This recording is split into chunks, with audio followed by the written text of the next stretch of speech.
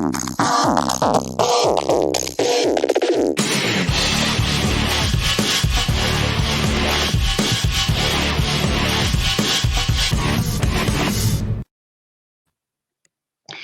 evening, gentlemen, and welcome everyone to Back of the Shelf. Allow me to introduce who I have with me tonight. So, Dave, can you please say Boreda? Boreda. Well done. And Gerald, can you say Pnawnda? Pnawnda? Well done. And that's covered us in Wales now. So whenever there's someone listens to it, we're all good. How are we, gents? How has our week been? Dave, how's your week been? Yeah, well, thank you. Yeah, it's been good. Just been a How much gaming have we got in, Dave? Not a lot, actually. But we have played one game, which I'll go into in a second, I guess. But yeah, other than that, yeah. Oh, you can go into it now if you want to. I just thought Jerry wanted to talk. I mean, my week's generally a reflection of your week, Dave. So if you have a slow gaming week, that means I have a slow gaming week by the very nature of our gaming group. But yes, I also played one game with Dave. Which you'll talk about later, I guess. Which you'll talk about later. Or now, I don't know. Okay, so we played a game that was kindly bought for me. Thanks once again, Ben and Amber, for my birthday. Aww. We played Wasteland Express Delivery Service, which is it's quite a big game, isn't it? You haven't actually told me. No, I know. I was saving. I wanted to keep the surprise for this. Hated it, to be honest.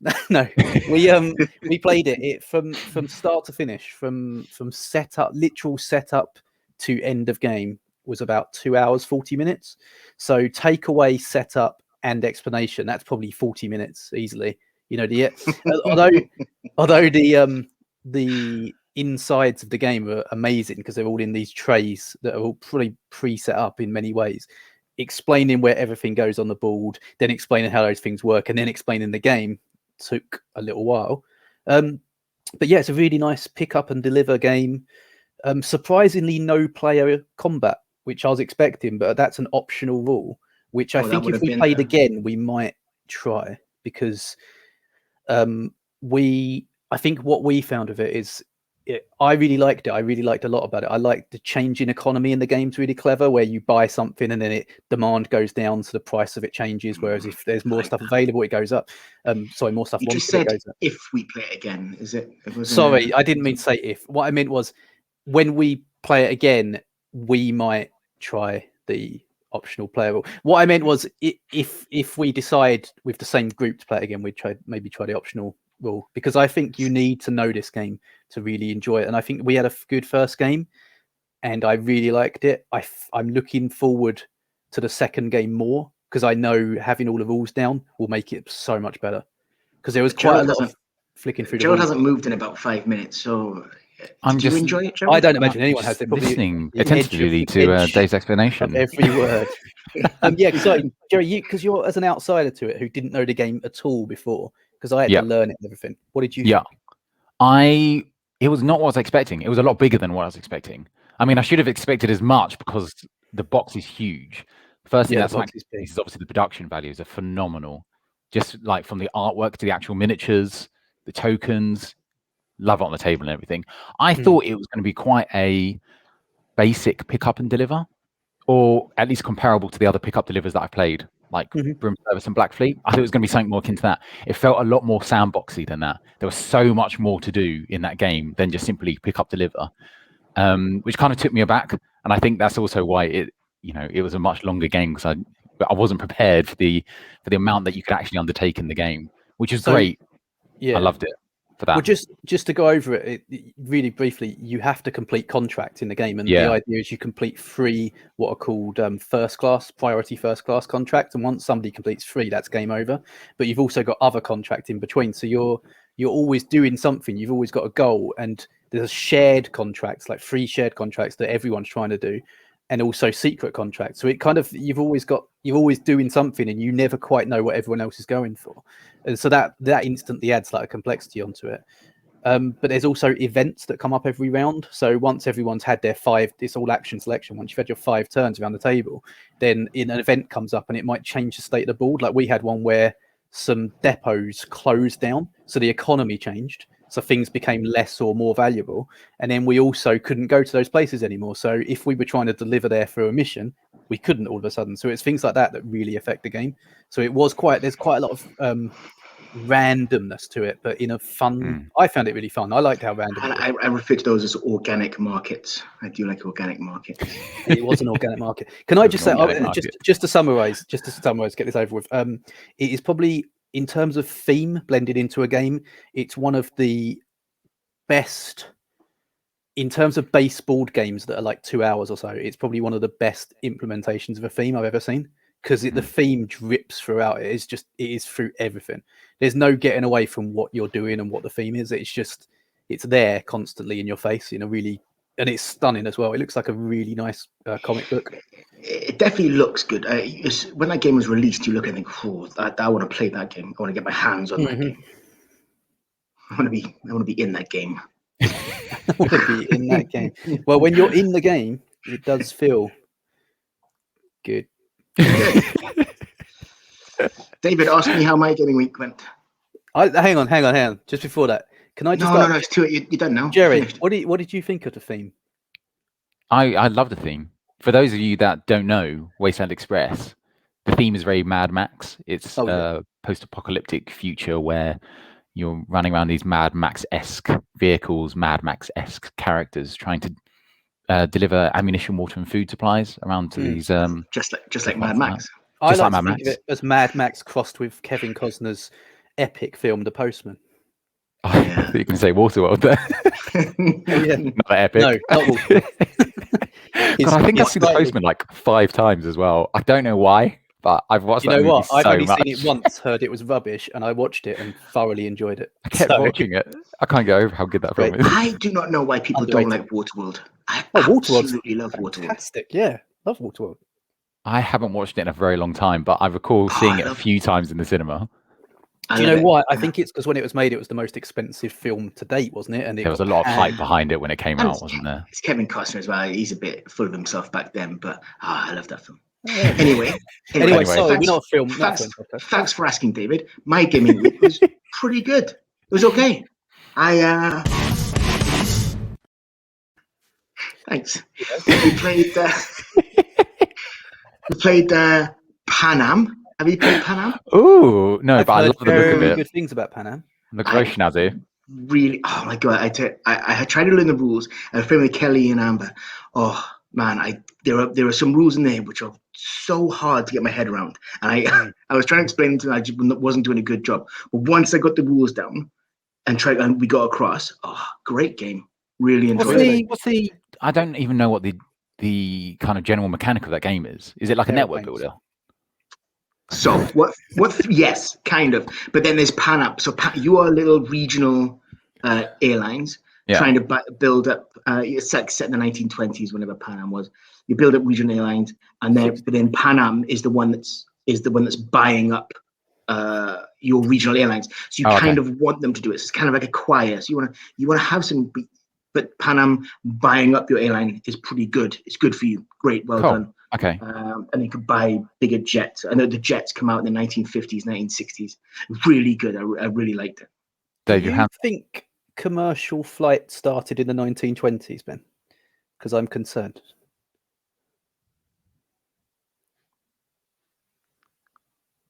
When was this set? now you've got me questioning. I'm sure it's the 50s/60s, right? No, it finished in the 50s, 60s. Maybe it's 1946. I think it started in 1946. Okay. That makes sense. I was thinking, just after the war. Yeah, not the 1920s. Commercial flight started in 1914. No way. Did they really? That was the first scheduled commercial airline flight. No, I apologise, Ben. Sorry. No. This was when Pan Am started. So I think it was 1940. That was Zeppelin flights, right? Anyway, it's really good. Really liked nice. it. Very interesting. So I'm very interested in getting back to the table. Although I didn't do a good job. Do you own it? Kelly and Amber, yeah, somewhere. Kelly and Amber got quite tired of me. Yeah, it was on sale a few months ago for about £20, and people recommended it. I looked at it and thought, I don't know anything about it, but I've heard since it seems to pop up, and it's like everyone loves it. It's one of those games they were every now and again a game pops up dirt cheap, and you think, oh, there must be a flood of them on the market, and that must be for a reason because no one's buying them. And never really do. I saw Pan Am; it was going quite cheap, and I remember listening to people saying they really enjoyed it, and I picked it up. Yeah, it's really good. If you see it, that's awesome. Fantastic. Okay. And I also played Village. Have you played Village? I haven't. No, it does sound like my kind of dry tastiness, but I've never played it before. It's a sure sign when you play that game. You think, yeah, games have moved on in the last, because it won the Kinderspiel, the Serious Game Award in 2012. Right, 9 years ago. Oh, ancient. This is I think we're finally done. Amber bought it for me for my birthday about 5-6 years ago.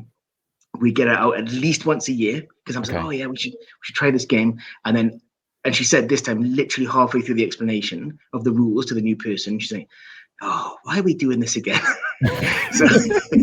Why are we here?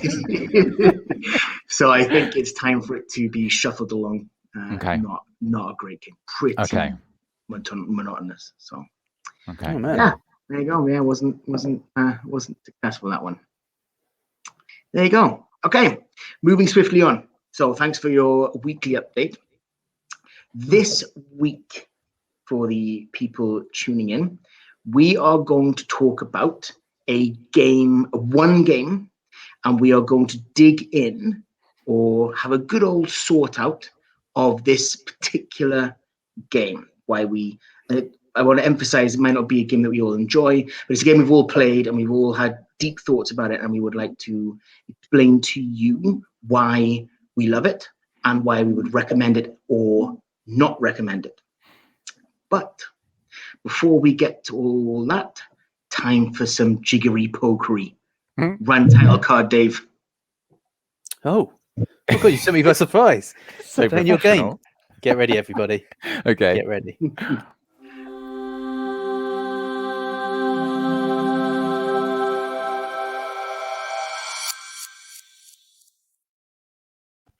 That is wonderful. Bravo, sir. I've had that many the finest work to date. Okay.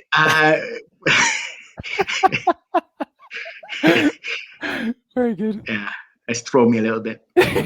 Okay. I spent a long time making that. I even worked on the tone of your faces to make it so good. So good. Wonderful.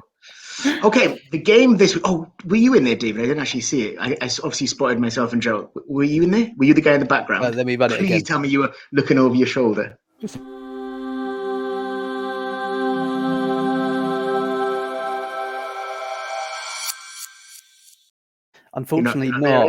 No, the guy in the background reading the book is distant enough that I could say that's me. There weren't. I was looking. I was deciding who to put in it, but then I found that picture of Jerry, and it just fit so perfectly. You were already there because I know how much you love that game, so I thought I'd put your face on it. Okay, this week we're going to try something new. I am going to use my epic verbal descriptions of a box cover. These will be poetic yet concise. You will be required to guess the game from that description. First answer gets the point, but if you shout the wrong answer, you're not allowed to have another go. That's you done. Sure. Is everyone ready? Yes. Okay, I'm keeping score. So remember, first shout in. If you shout in, you don't get another go. Okay. Ready? Yes. Number 1. The Colossus of Rhodes. Seven Wonders. Well done, Gerald. Did you hear me, David? Were you listening? David, the game started.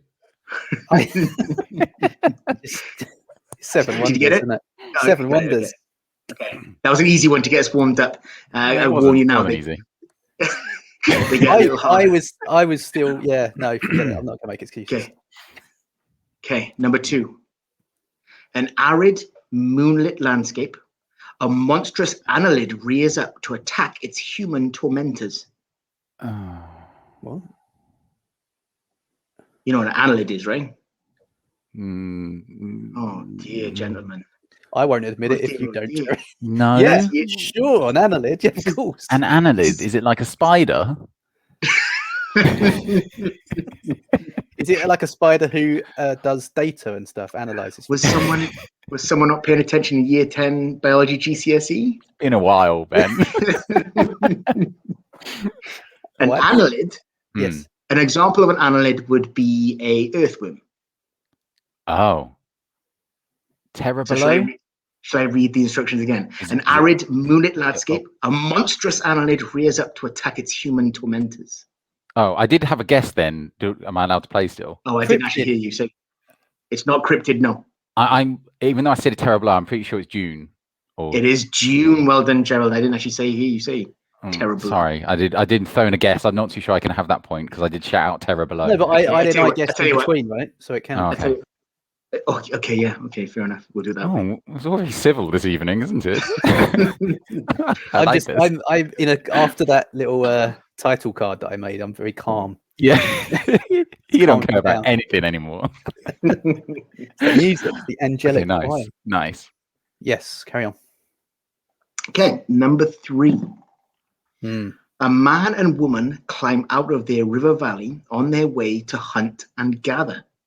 They look back and admire. Oh, I think I'm going to get that, Dave. He got that one. Nice one, Dave. Well done. Why didn't you know it, Jerry? It's like your favorite Stone Age. Sorry? Why didn't you know that quicker than I? Well, that's because Gerald's got the old special edition, isn't he? He doesn't recognize.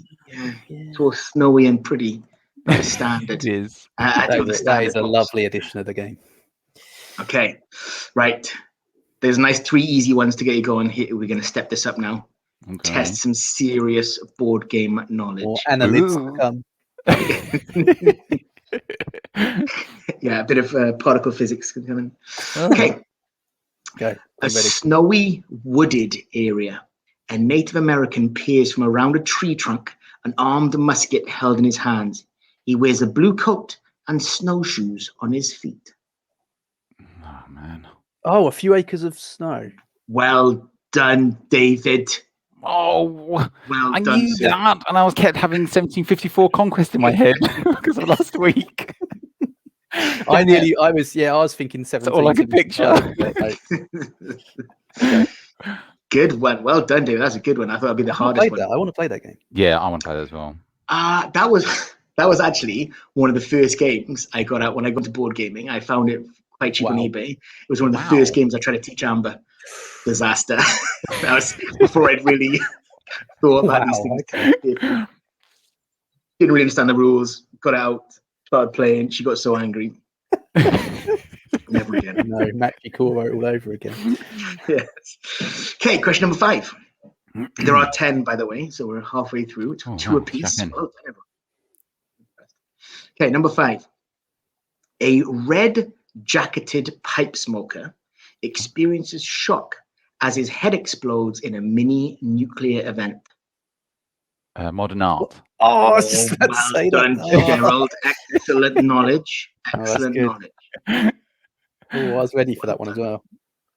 I've got a few curveballs in here. Okay. Number 6. A library. 2 religious figures read from a text by candlelight. Oh, they both look sad. You're looking at that image all afternoon. Well done, Gerald. Cool. So all I see now is you guys. Yeah. Forever burned in my record. Forever. Yeah. Question number 7. 2 astronauts plant greenery on an arid red landscape. Well done, David. Oh, I tell you what, this is neck and neck. Oh, is it? Almost. I think you're a point ahead of me, aren't you? Point ahead, yeah. Okay, number 8. I'm very impressed. I thought you guys would be terrible at this. I thought you could make these quick. Thanks, Ben. Okay. Thanks. Yeah, okay. Thank you. Number 8. A field of sport. A member of the blue team is attempting to catch the spiked oblong ball. Oh, that's it. Neck and neck. I haven't got a tiebreaker. One of you better get the next 2 right, or I don't know what to do. I thought it was Sabutio. I had it in my head. So sorry. That's Sabutio is a great game for my childhood. I've never ever played Sabutio. We've talked about Subbuteo. We have talked about it before. I'm going to wager that nobody has ever played it properly, as intended by the rules. Yeah. It feels like one of those games that you sort of quickly lose interest in the official game, but you love the mechanics of it, so you just start thinking players about. Oh no, I was religious about that. I was hardcore about those mechanics. You had to play fair. Super Otherwise, fun. what's the point? Having a good time again with Ben. Did you use it? Wasn't it like the middle finger you have to flick with and stuff? There's a strict. No, sorry, not that official. You had to flick. Yeah. Oh, we talking about Ben? Sorry, my point still stands. Okay. Sorry, my whole life was just flashed before your eyes. What have I been doing? Question number 9. Yeah, this is a tough one. A cliff top. A warrior woman plans an attack on a hilltop fort with her trusty Celtic warband. Inish. Well done, Gerald. Oh, good. I'd never got that. Very good. Very good. All right. This is the big one. That's a beautiful cover as well, isn't it? It is. That's a beautiful game. Yeah. Well, what do you mean? Looks good. Yeah. The artwork. Gameplay. I sold my copy. I moved it on. Yeah, I do find it odd that the mix of art. Half the cards are clearly done by one artist, and half the cards are done by someone else. I find that quite odd. They updated it as well, didn't they? There was a new edition. They redid all the artwork, but equally as gorgeous. Nevertheless, sorry. Yeah, it looks very nice. Right, question 10. A man looks over the battlements of his castle towards the Burgundy. Yes. Damn it! I was so close to getting there. Well done, Joe. I was only halfway through. Wow. How many games where that man can be looking over his castle battlements? over his estate. Well done. Oh, I thought it was going to be really hard. You guys clearly have excellent board game knowledge. Well, hey, we're on this podcast for a reason. Earning our place right now. Earning your bonus points. Well done. That was a good game. I like that one. Yeah, it's a good one. Nice one, Ben. Oh, that was I trawled through all the easy ones, so next time it's going to be super hard. What's the title of that game? Ben's game. I'm sure it's Ben's game. Cool.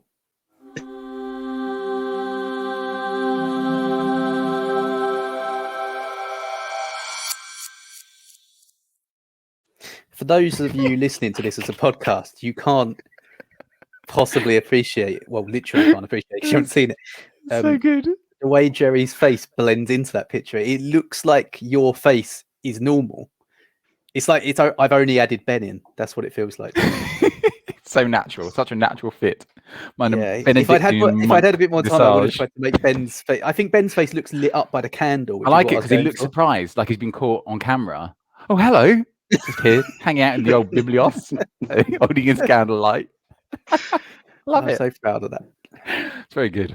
Nice one. It is pretty good. Although now you're obliged to put this up on the Facebook group because no one has any idea. Get it all it'll be on Facebook. It will also be the thumbnail for this show. Perfect. Right. Okay, enough of that nonsense. So let us move on to the main meat of the show. Could you run the title card for the chin wag?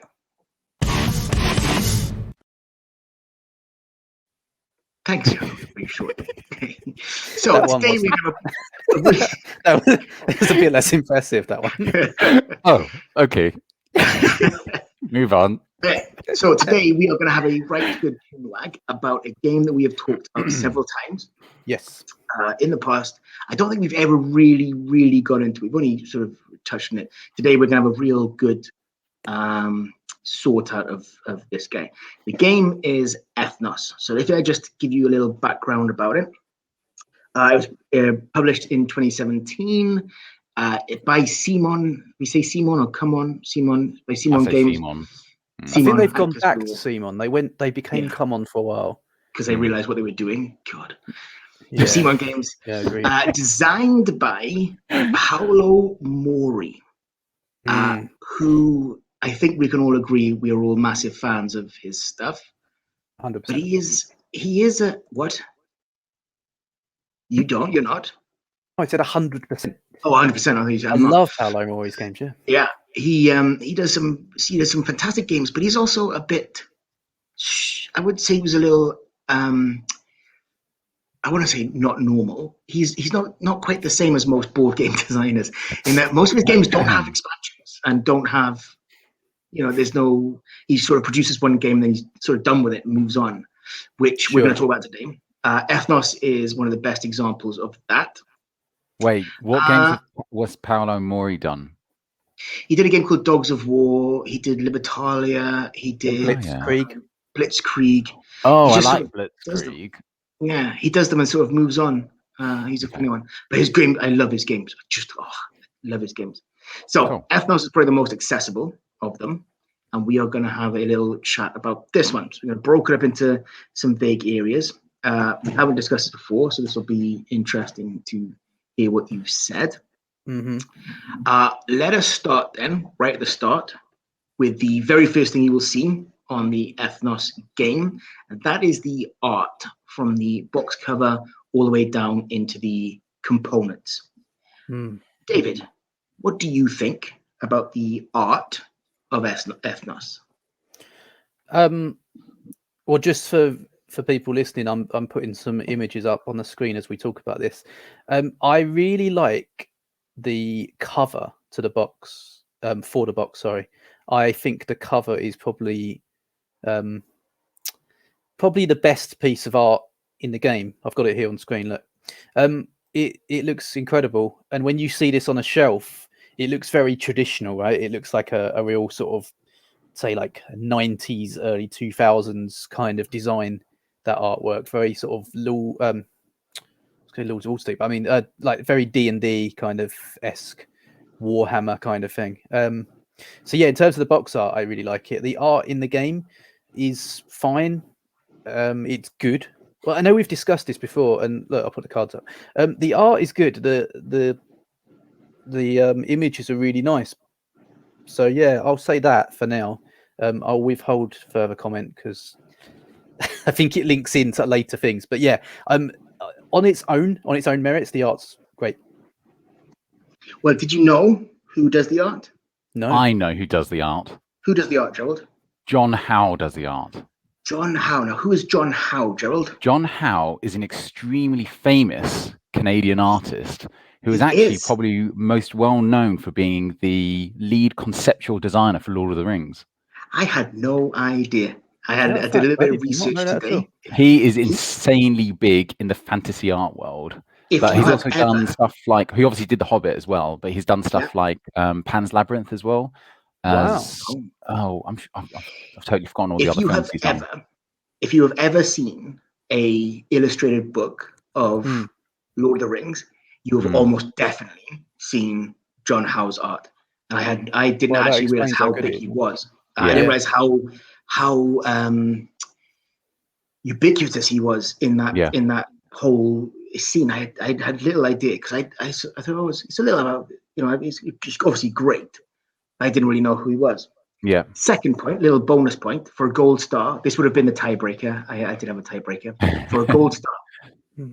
The map of Ethnos is exactly the same shape as which European country?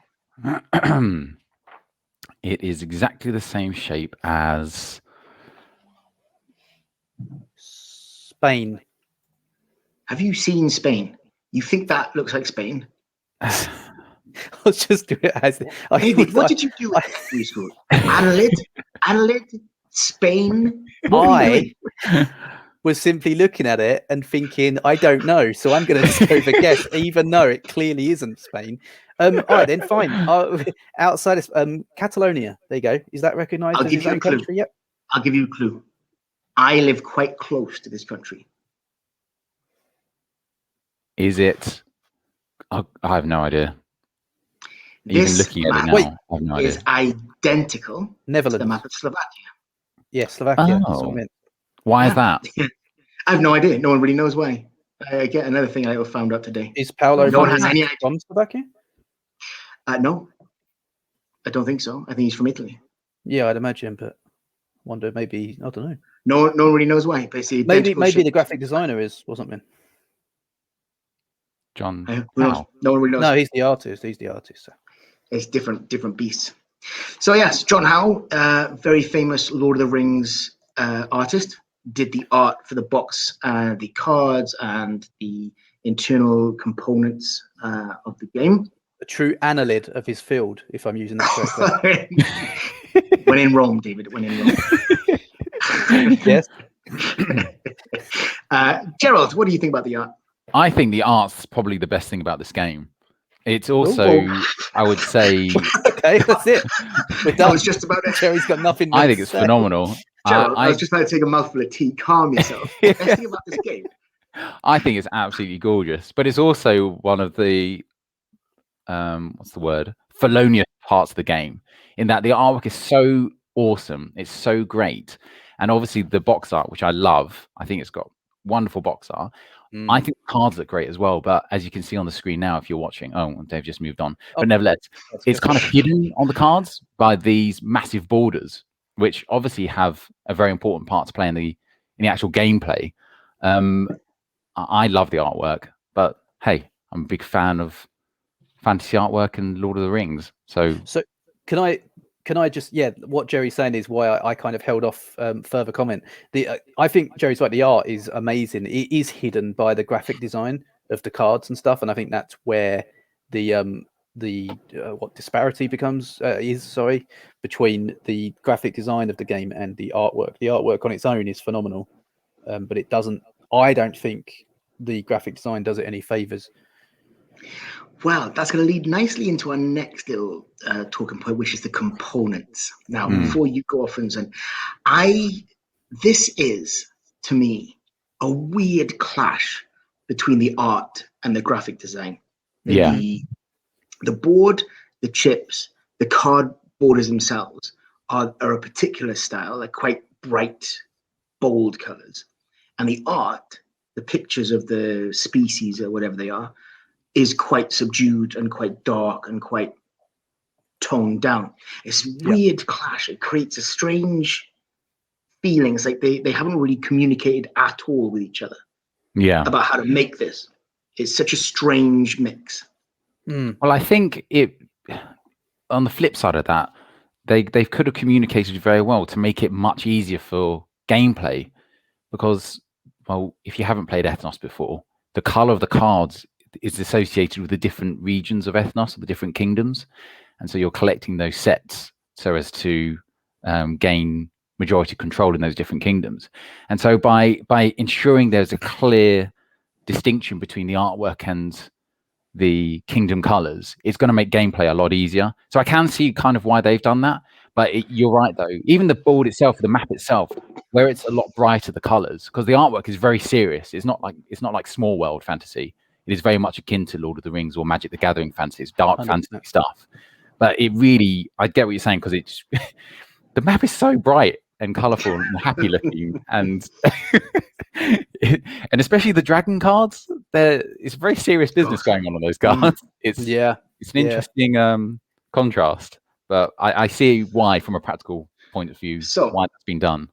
Yeah, when I get this out to explain the game, one of the first things I say is, please just get past this weird clash of almost day glow chips. You can see they look like something out of a 90s acid rave, and then this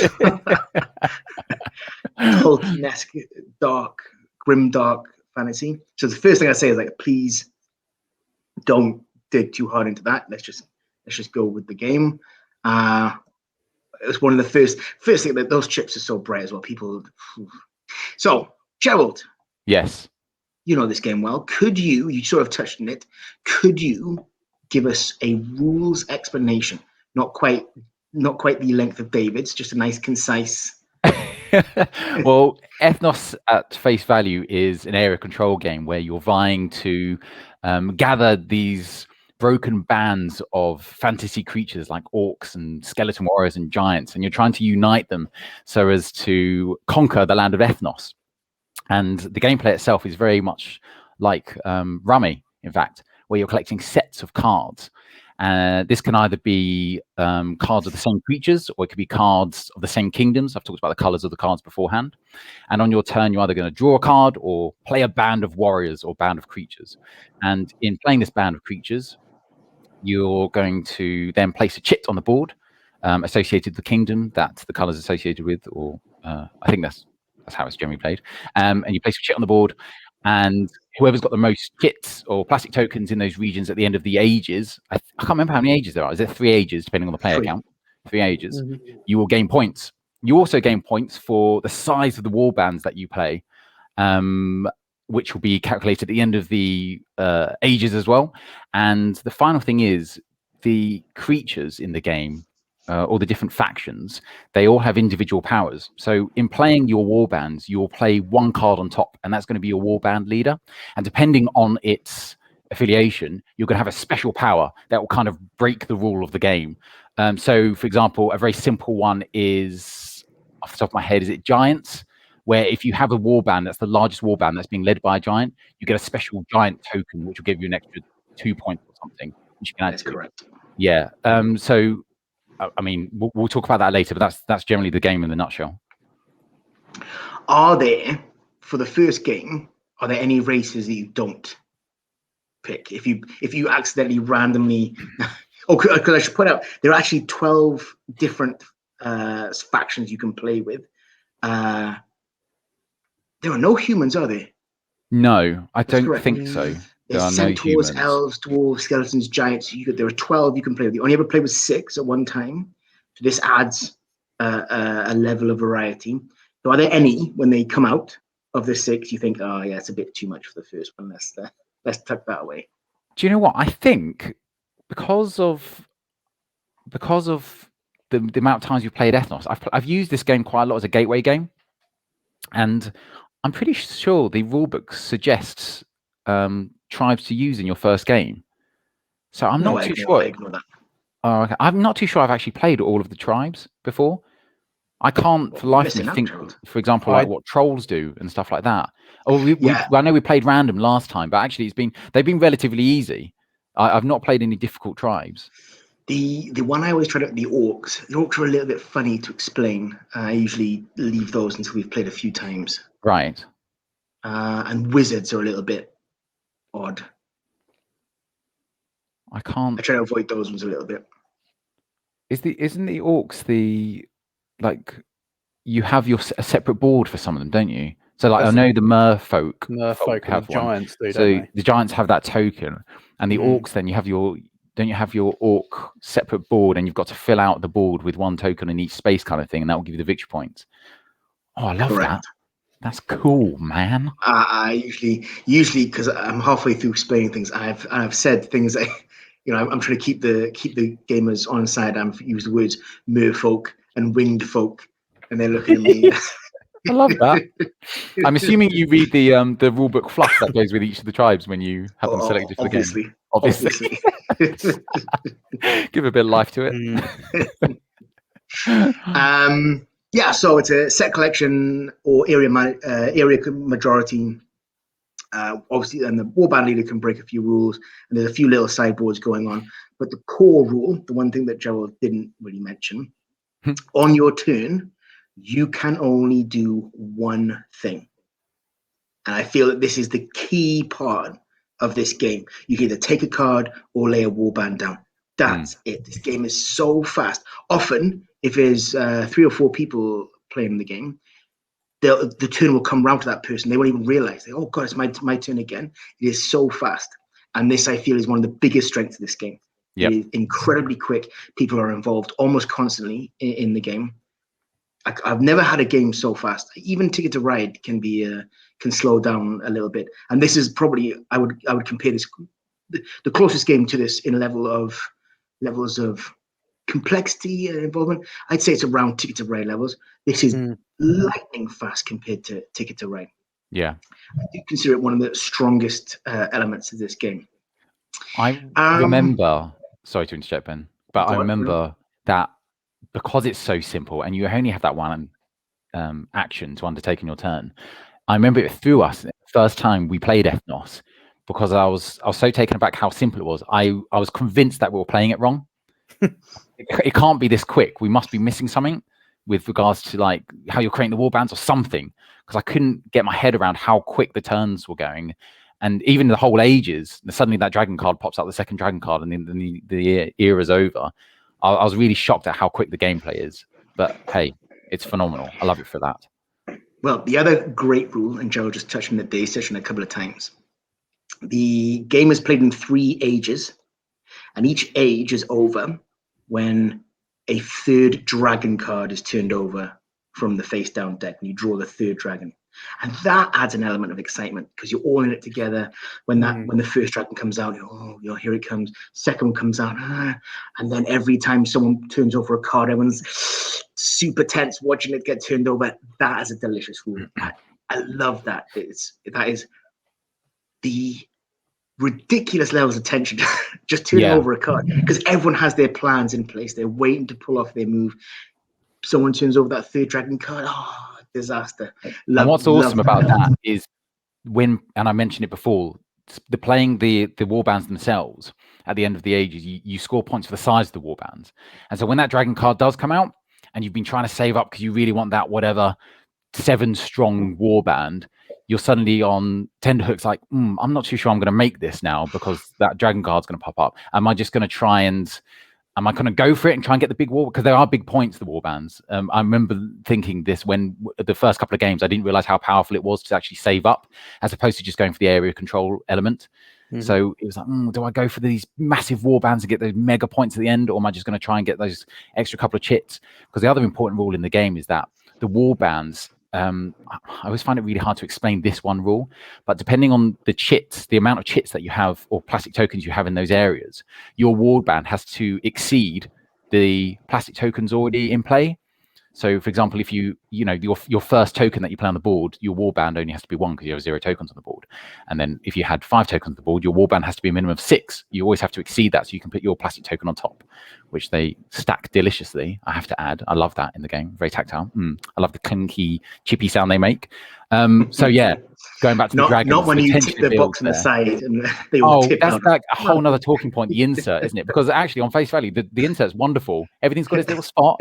But the second, if you're a, side of the box kind of guy or gal, no, Ethnos does not work. It's very similar to Waterdeep. Everything just comes tumbling out and everything's everywhere.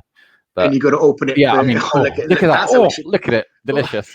And I love those put them in tubes. The Merfolk board supposedly keeps everything tucked underneath, but no, it doesn't work. It's too loose. So if you had to describe it to someone, would you describe this game as a lucky game or at the other end of the scale, a purely strategic game? David, you haven't spoken for a while. You just zoned out a while. Haven't had a chance. I've just been listening. I agree with everything you guys are saying. I really like this game. I've only played it twice. I think maybe 3 times. And I've had been long gaps between it when I played it. I remember me and Jerry played it 2-player last time that I played it, and I remember just raving about it, just going, why do we not play this all the time? It's that was amazing. speedy, that game, wasn't it? Yeah, and you mentioned about it being like Ticket to Ride. Yeah, very much the cards and stuff. But to go to your question, sorry, the luck or strategy. I think it's a bit of both. I think it's when you first play it, it's luck. You're going based on the cards, how they turn up, and you don't know what you're doing. So you're kind of like, do I hold out? Do I go for grab the cards that are there? Do I wait for more cards to be flipped over? But I think there is a strategy to it over time because it's all about set collection and knowing when to play war bands and stuff. And like Jerry said about scoring points and stuff and using their abilities. I think it's a bit of both. You can't deny there's luck. It's a very much based on a deck of cards, really. And when those dragons come up and stuff, there's sort of that timer that you don't know, how long you've got left for a turn to end. But I'd say it's one of those. It's like a nice blend of luck and strategy for me, and I think that's what makes it work so well because you've got that sort of perfect mix of the both. Not every game's going to be the same because of the luck, and everyone has a chance of winning because of the luck. But if you play this game enough, you're going to start to understand strategies, and that's going to help you. And I think it's great. There's another delicious moment. So we've got the turning of the cards, delicious. But there's another one when someone lays a warband down. All the cards that are not involved in that warband then get put back down on the table for a free for all. That's delicious as well. That's one of my favorite things about the game. Actually, it's so clever. Yeah. That's such a great. Well, everyone's like, it's like a.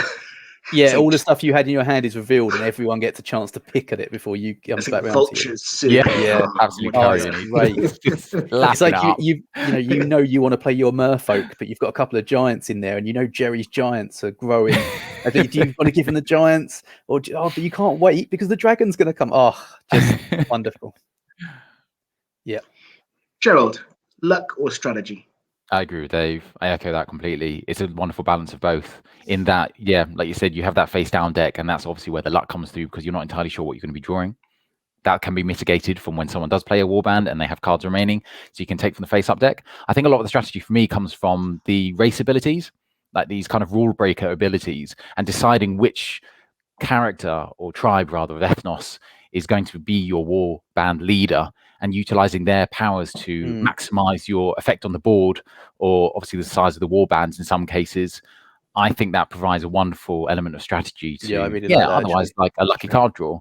But no, it's a great blend. And I know we've done it a couple of times already, but comparing it to Ticket to Ride, I love how it's very gateway to me as well, and it provides that element of luck for the newbie gamers, where we're having fun drawing these cards and stuff, but actually for the more seasoned gamer, the strategy that comes from the warband leaders, it makes everyone happy.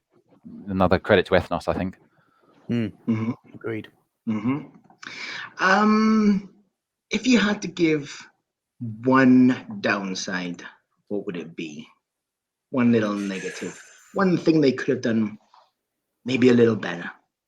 I mean, we've kind of touched upon it before, but I think it comes back to the artwork for me, where it's criminal the way it's been implemented within the game itself, not on the box art, which I love, but it just feels like the nature of the gameplay as well, where it's so fast and you're picking up these cards and playing them down and you're reading the text and you're really concentrating on the border colors. The artwork is so unappreciated in this game. Horribly underappreciated. And it's not actually until actually preparing for this conversation that I sat down and looked at the artwork, and I was looking at John Howe's work and in investigating his works further, but I had never actually sat down to look at these cards, and they're phenomenal. They're just absolutely gorgeous. So some way of highlighting the artwork more through the actual gameplay seems impossible because the gameplay is so wonderful this game. I don't see how you would be able to do it, or maybe altering the map. I don't know, but hey ho, that would be my one picky bit. It's criminal that either he or somebody who could kind of take his inspiration didn't design the board. Because can you imagine like a Tolkien-esque map with like the topography of it all described in like beautifully sort of like almost like quill pen handwriting of the names and stuff? It could have been so much better. I mean, it comes back to the clarity there as well, right? For the gameplay, again, it's very obvious which regions are which on the board. Well, that's the thing, isn't it? It's place of tokens, and it works from a practical perspective. And again, it aids to the speed of the game. It's weird, isn't it? Because it's like a shame that they got. This sounds awful, but it's almost like a shame that they decided to go with John Howe. I agree. Absolutely wasted. I totally agree. Yeah. The discussion about the map. I mean, the other game we talk about occasionally is Battle for Rokugan. Yeah. They have a map and they have colors and factions which do blend almost seamlessly. They just have the same tone. So you say about clarity, you're probably right, but it seems that they didn't do it very well. But Rokugan's that prime example where it's genuinely difficult to distinguish elements of the map and your tokens, and when everything's out on the board. And I know this is a complaint that has come up in quite a few reviews of the game as well, and I agree, unless you're in a very well lit room, it becomes a bit washed out, like Rokugan. There's a lot going on there, and it's hard to really navigate that thing precisely unless you're really concentrating on the board and everything in front of you. I don't know, there's serious face. I think they needed a zoom in. I think it's too much Rokugan. I would have liked more clarity, more distinction for Rokugan. Whereas Ethnos is at the other end of the spectrum. There's too much distinction. I need a happy medium. I think Rokugan Rokugan has the theme running throughout, which is lovely. I do agree that Ethnos is about 100 times easier to read than Rokugan, though. But I don't have a complaint about Rokugan. I just do think one that's famous for its art. What about Scythe? Scythe has a nice blend of. It looks good, that game. As much as I dislike it, that game looks great. Again, I think it comes back to the nature of the gameplay, where and probably with Rokugan as well. It's a lot slower, the pace of the game. So perhaps you can have that more complex artwork or graphic design, and because you're taking your time over your turns, and it's a bit more in depth. Especially Scythe is more in depth your turns than Ethnos. So maybe just because of the speed of those games, we can afford to have that complexity of artwork and have it a bit more realistic is the wrong word, but more thematic, I guess. But I like the Scythe board. I think it's gorgeous. You sound really clever, Gerald. I did okay. I finished school. Wow. Yeah, that was deep. That was good. I like that. It was so clever. I tuned out, and I don't remember what you said for the last 5 minutes. Something about I've actually forgotten the word. I heard colours. Annelids. What's the word again? Annelids. You really got to the annelids of the design. I was going to say anal lids, but I was like, no, that's not right. That's not what Ben said. That's something else. Different game. Different game. That's a different show. Sorry. Yes. Enough about anal lids. Annelids. There are two things that I would like to tweak on that game. One, like you say, is the blend of art and graphic design. You've said that several times. I don't understand why they chose that. I would be fascinated to find out why they did it that way. Did they just commission John Howe to just draw? Maybe it was because they got John Howe on board, right? Maybe, yeah. Genuinely. Why didn't they just get to do the whole thing then? It's such a weird. I'd love to know what happened there. I do wonder if the cards were concept art that he already had. Must be, yeah. Maybe they just phoned him and said, "Listen, John, you got 15 creatures lying around." He goes, "Yeah, no worries." Well, I'd be fascinated to know what happened.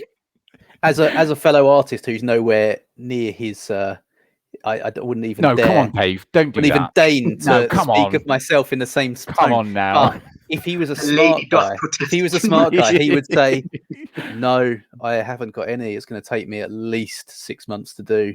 And then charge him for it. And then he had a cup of tea, flicked through his books, and halflings. Yep, done those in the past. Oh, John, we've got your ticket, John. We've got it.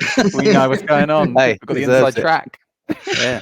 So I wish I had a different full over makeover, because that game could be about anything. It begs the question, Ben. What theme would you give it? What was the makeover? Honestly, because it's.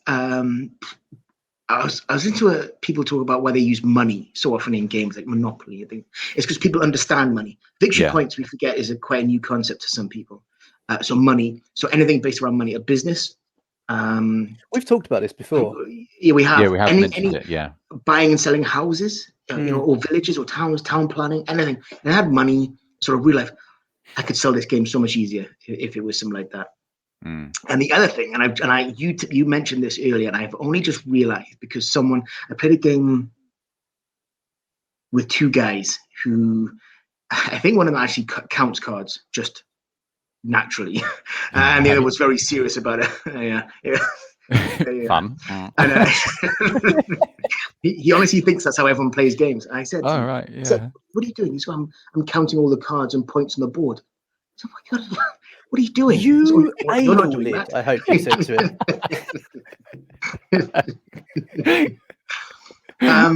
He does that. But I've realized the warband size is actually the strongest element of the game. Whereas I was playing almost constantly for area majority, this guy was killing us with warband sizes. Yeah, warband's powerful, man. Ethnos. Yeah, and I wish it wasn't quite as powerful, because you could win that game with just warband sizes. Just get massive warbands, lay them down. Don't worry about the map, and that makes you a little. I wish they did that a bit better. But otherwise, yeah, this is easily one of my favorite games. That's when we started on it, really. Ben, have you played Small World? Yes.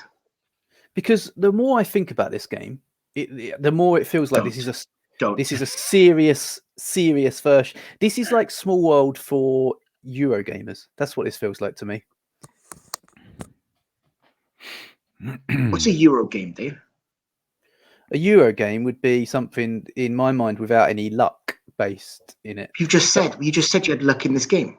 No, you do have luck in this game. I'm not saying this is a Euro game. I'm saying this is like Small World for Euro gamers. I'm not saying this is a Euro game. I'm saying if you had to get somebody to play this game, you get like, Eurogamer out. You say, "Oh, play this game," and they think, "The fuck is this?" No, because it looks so dry. It looks so. But it's like a gateway version. It's like a gateway game, isn't it? I think you said that before with it being like Ticket to Ride. So I would think this is a game that you could get to the table with new gamers, and it would appeal perhaps to gamers. But I would say gamers that probably err on the side of Eurogamer rather than Ameritrash game. Whereas Small World is like more like the Ameritrash side of things, I'd think. I'm sorry, I lost you. I lost you halfway through that sentence. Okay. So it is for Eurogamers, or it's not for No, it is for Eurogamers, or it's not for it's not for Eurogamers. I just think it's a gateway game that Eurogamers would be drawn to more than Ameritrash gamers would be. But they have established they're Eurogamers, so wouldn't need it. But imagine as a gamer, you associate with people that aren't gamers and you want to bring something to the table. This would be a good one for everyone. Oh, this is the game that Eurogamers would use as a gateway game. Yeah, would acceptably use, I think. And I just think it's similar to Small World. In some ways. Odd that we've spent a good 5 minutes trying to establish that is what you were trying to say. Dave knew what he was talking about. Yeah. I knew what I meant. Then. Come on. Hey guys, let's talk about Ethnos. Yeah, probably. I mean, I don't really gateway games. I know some people hate the term gateway games. I consider gateway games to be neither Euro or thematic. They're just introducing one mechanic. This is a Euro. I'm not saying this is Euro. I'm just saying, oh my god, I give up. Forget it. I'm done. I'm gonna cancel the stream. We're not editing this out. This is staying in. This is staying in. No, wait. Yeah, feel calmer now. Reset yourself. Okay. I think that this is a game that is neither Euro nor Ameritrash. Do we still use the term Ameritrash? I thought that was out of fashion. No, there is no fashion in board games. We're just a bunch of nerds playing with cardboard. Come on. Okay. Right. Yes. Well, is there anything else to say? I thought you wanted to talk about Endgame. We did talk about the Endgame. Oh. So, I got to it. Yeah, the I had all these banners set up. I wrote all these banners earlier. Gerald has been just throwing me off. He's been talking about stuff. Talking about the rules, Euro games, all over the place. Gateway games, Euro and Ameritrash, annelids and anal lids. Yeah. Final thoughts. Love it. If you had one, I don't see it around very much, which I find odd because I always have a look out for it. I was really lucky to find. Who did I buy? I bought it for you, Gerald, right? Yeah, you did. Yeah, I'm really lucky to find that one because you just don't find it again. That's quite difficult to find. I have heard on the grapevine, I can't remember which grapevine, that there might be a new edition coming out soon. I can't remember where I read that, but someone said it might be coming. Oh, just leave it. You made your design choices. We're doing new editions of everything. Are you just salty now because your whole Euro rant? Oh no, I'm going to do my final thoughts about this game in a sec. I'll be doing more Euro related talk. No, what's the game? There was a game that came out recently that was a re-release. Oh, Great Western Trail version 2. What's the? Oh yeah. You hate Vision 2s, don't you? You hate Vision. I just find it weird. There's no point. I don't see any point. Just design a new game. Not Alexander Pfister. We haven't got time for designing games. Joking. I'm joking. Final thoughts. Mine's a 2 thumbs up. Gerald, what's yours? 2 thumbs up. Yeah, definitely. David, what's yours? 2 thumbs up. 2 European thumbs up. It's actually really, really good. It's really good. Don't let the art and graphic design like put you off, because it's, for all intents and purposes, you're really just collecting sets of cards and laying them down and putting tokens on the board. The art is nice because it makes the cards interesting to look at, and like Joey said, the graphic design just helps with the readability of everything, which makes it quick to play. So yeah, it's just a really nice game all around. Any sort of niggles we have aside, it's just a lovely game. It's really good for new gamers, really good for established gamers, especially Euro gamers. And I think that, just wonderful. Just works. Everything about it works. It doesn't, once you learn it, you know it, and you probably don't have to reference the rules again. And that's always a bonus for every game. That's true. That's correct. Good point.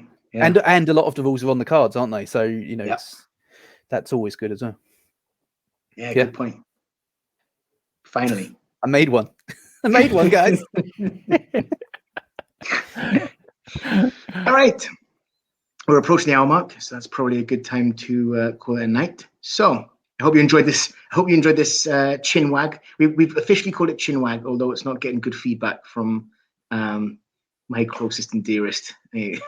So we might have to have a good old think about what. But for now, it's a chin wag. So we have a good old chin wag. I heard about my idea. I did, yeah. She hated that one as well. So I was like, can't win. Yeah, unless you got something better. Wow. So yeah, I know I liked yours as well, but yeah, there you go. Okay. Okay. Well, that's it. That's it for tonight. Thank you for joining me, Dave, Gerald. Well done. Pleasure. Pleasure as always. Yeah. Until the end, until we started talking about Euro games, it was great. Do you want me to say where you can find us and stuff? Oh yes, sorry, yes, David. I always forget this bit. Yes, please, David, do tell. You can find us on Instagram at back.of.the.shelf, which is much better now because we've got people running it for us, which is great. So thanks. Who's it? Amber and Kelly that are running that? Yes. Thanks very much. It's good. Well, I think Amber is officially the manager. Kelly is a consultant. They talk a lot about it. Oh, okay. Well, it's appreciated because it is much. It's great. Let's keep going. And we've got a Facebook page, Back of the Shelf Podcast, which is clearly not run by anyone except for Ben. And we've also got a Board Game Geek Guild, which I should probably go in and check actually. Number 3879. Oh, good. You can email us if you want to talk to us at Back of the Shelf Podcast at gmail.com. And if you like what we do have a coffee account where you can leave a tip, which is Back of the Shelf Podcast. Well, thank you, David. Thank you. Brilliant. So that's it. If you could both say goodbye. Goodbye. Bye. And I will also say goodbye. Goodbye and good night.